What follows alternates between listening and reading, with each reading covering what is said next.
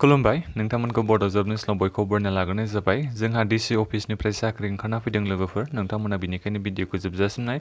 मानो होनोबा नोंथांमोननि बेहाय जेनेबा बे डिसि अफिसनि साख्रिखौ एप्लाइ खालामनोबा नोंथांमोननि फरायनाया मात्र मेट्रिकल'सो पास जानाय जानांगौ। दा बे नोंथांमोना बेनिखायनो बयबो एप्लाइ खालामनो हागोन। भिडिअखौ जोबजासिम नाय।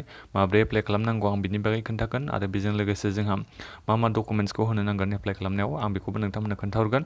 दा नोंथांमोना स्टेप बाय स्टेप भिडिअखौ जोबजासिम नाय आरो नोंथांमोना चेनेलाव गोदानै फैदोंबा चेनेलखौ साबस्क्राइब खालाम जाहाथे नोंथांमोना बेबायदिनो साख्रिनि आपडेटखौ मोनबाय थानो हायो। जोंहा बे लोगोफोर डिसि अफिसा बे गलाघाट डिस्ट्रिक्टनिफ्राय फैदों। दा बे गलाघाट डिस्ट्रिक्टनिफ्राय रिक्रुटमेन्टआ फैदों आरो नाथायबा नोंथांमोननि बे पस्टिंआ गोबां जायगायावनो जागोन, गुबुन गुबुन जायगायाव नोंथांमोननि बे साख्रिनि पस्टिंआ जागोन आरो दा बिनिफ्राय गासै साख्रिनि भेकेन्सिया 65टा दङ। साख्रिनि नामा जाहैबाय जोंहा गावबुरा लोगोफोर, नोंथांमोना गावबुरा साख्रिनि थाखाय एप्लाइ खालामनो हागोन। गासै साख्रिनि भेकेन्सिया 65 दङ। दा बिनिफ्राय नोंथांमोननिया बे फरायनाया बेसेबां जानांगोन बेखौबो आं नोंथांमोननो डिटेल्सै खोन्थालांखानोसै बैसोजों लोगोसे। बे एज होनना बुंदों नोंथांमोननि बैसोआ खमथारबाबो नोंथांमोननि बैसोआ 25 बोसोर जाथारनाय जानांगोन। जुदि नोंथांमोननि बैसोआ 25 बोसोरनि खमबा अब्ला नोंथांमोना बे साख्रिनि थाखाय एप्लाइ खालामनो हानाय नङा। जायफोर बिथांमोना जेनेबा 25 बोसोरनि बारबायबा एप्लाइ खालामनो हासिगोन। दा नैबे बुंखादों रेसिडेन्टशिप, बेहाय बुंखादों आरो एपइन्टमेन्टआ नोंथांमोना जेनेबा भारतनि सिङावनो गासिबो जायगायावनो नोंथांमोननि बे एपइन्टमेन्टआ जागोन आरो जेनेबा बे गलाघाटआवल' जाया नोंथांमोननि साख्रिया, जायखिजाया नोंथांमोना बे गभर्नमेन्टनि साख्रि नालाय बहा ट्रेन्सफार जायो बेहाय नोंथांमोना थांनांगोन। दा बेनिफ्राय फरायनायखौथ' आं होनखाबाय नोंथांमोननि फरायनाया खमथारबाबो मेट्रिक पास जानाय जानांगोन। जेनेबा जायफोर बिथांमोना हायार सेकेन्डारि पास जानाय एबा हायार सेकेन्डारि पास जानानै डिग्रि फरायगासिनो दङ, डिग्रि पास जानाय बिथांमोना गासिबो एप्लाइ खालामनो हागोन। नाथायबा बैसोआ जोंहा 25 बोसोरनि बारा जानांगोन। दा बेनिफ्राय आदार क्राइटेरिया होनाय दङ, नोंथांमोना फिजिकेलि फिट जानांगोन बेफोरबायदि होन्दों। सिगाङाव माबाफोर जेबो गभर्नमेन्ट साख्रि मावै जानांगोन बेखौ बेहाय बुंदों। बे माखासे दंजोबो आरो ओमफ्राय जेनेबा पलिटिकेलि मेम्बार जानो मोननाय नङा होनना बे बुंदों। बेखौ नोंथांमोना बयबो नायबानो जाबाय। ओमफ्राय नैबिथिं माखासे डिटेल्स होनाय दंबावो, बे नाम्बारखौ नोंथांमोना बयबो फरायना नायबानो जाबाय। दा बेनिफ्राय नैबे बुंबावदों आरो नै जेनेबा जुदि नोंथांमोना सोरबाफोर हाबा जाबायबा न'खराव जेनेबा नोंनि फिसाला फिसाजो एबा जायखिजाया फिसाया सानैनि खम जानांगोन आरो सानैनि बारा जाबा नोंथांमोना बे साख्रिखौ एप्लाइ खालामनो हानाय नङा। जायफोर बिथांमोना हाबा जानाय बिथांमोननि आरो दा बेनिफ्राय माब्रै एप्लाइ खालामनांगौ होनोबा नोंथांमोना एप्लाइ खालामनाया 13 सेप्तेम्बरनि सिगां एप्लाइ खालामनो नांगोन। दा बेखौ नोंथांमोना आसामनि बे गेजेट पार्ट 4नि गेजेरजों नोंथांमोना बेखौ एप्लाइ खालामनांगोन।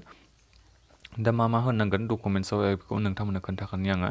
एप्लाइ खालामनाय समाव नोंथांमोना पार्मानेन्ट रेसिडेन्टशिप सार्टिफिकेट बेखौ नोंथांमोना होनो नांगोन। बेनिफ्राय नोंनि बे मेट्रिकनि एडमिट कार्ड, मार्कशिट, सार्टिफिकेट बेखौ नोंथांमोना होनो नांगोन। बेजों लोगोसे नैबे माखासे बुंबावदों नोंनि प्रपार्टिनि बेहाय माखासे डकुमेन्ट्स दंबा बेखौ होजागोन होनदों। बेनिफ्राय एफिडेभिट सार्टिफिकेट होनांगोन। जायफोर बिथांमोना जेनेबा हाबा जानाय बिथांमोना एफिडेभिट सार्टिफिकेटखौ नोंथांमोना होनो नांगोन। ओमफ्राय मोननै 2 पासपोर्ट साइज फट'ग्राफ्सखौ नोंथांमोना होनो नांगोन। आं नोंथांमोननो लोगोफोर एप्लिकेसन फर्मखौ बेहाय होना दोनखादों। क्लिक हियार बेहाय नोंथांमोना थांनानै एप्लिकेसन फर्मखौ डाउनलड खालामनानै लाहैबानो जाबाय। ओमफ्राय एप्लाइ खालामबानो जाबाय। ओमफ्राय जोंहा एडभार्टाइजमेन्ट डिटेल्स, नोंथांमोना जेनेबा साख्रिनि बागै एसे मोजाङै मिथिबावनोबा क्लिक हियाराव बेहाय थांनानै गासिबो डिटेल्स होनाय दङ। नोंथांमोना बे क्लिक हियाराव थांनानै बयबो एडभार्टाइजमेन्टखौ डाउनलड खालामबानो जाबाय एप्लाइ खालामनायनि सिगां। एप्लाइ खालामनाया जोंहा ओमफ्राय बहा थांनानै एप्लाइ खालामनांगौ बेखौबो खोन्थाखानोसै।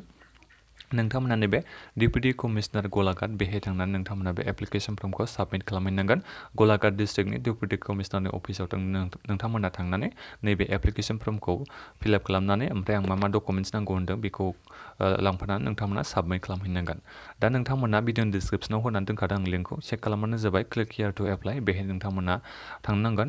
भिडिअनि डिसक्रिपसनाव दं बे लिंकआ। बयबो नोंथांमोना थांनानै एप्लाइ खालामनोबा बे एप्लिकेसन फर्मखौ डाउनलड खालामफैबानो जाबाय। आसा खालामो नोंथांमोना बयबो एप्लाइ खालामगोन होननानै, एलिजिबोलबा नोंथांमोना दा डिसक्रिपसनाव दङ लिंकआ। दा बेबायदिनो साख्रिनि आपडेट मोननो थाखाय नोंथांमोना बयबो चेनेलखौ साबस्क्राइब खालामना ला, जाहाथे जेब्लासिम माने गभर्नमेन्टनि साख्रिनि आपडेट फैयो अब्ला नोंथांमोना बे चेनेलनि गेजेरजों मिथिनो मोनबाय थागोन।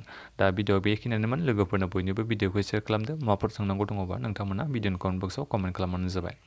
गोजोन्थों।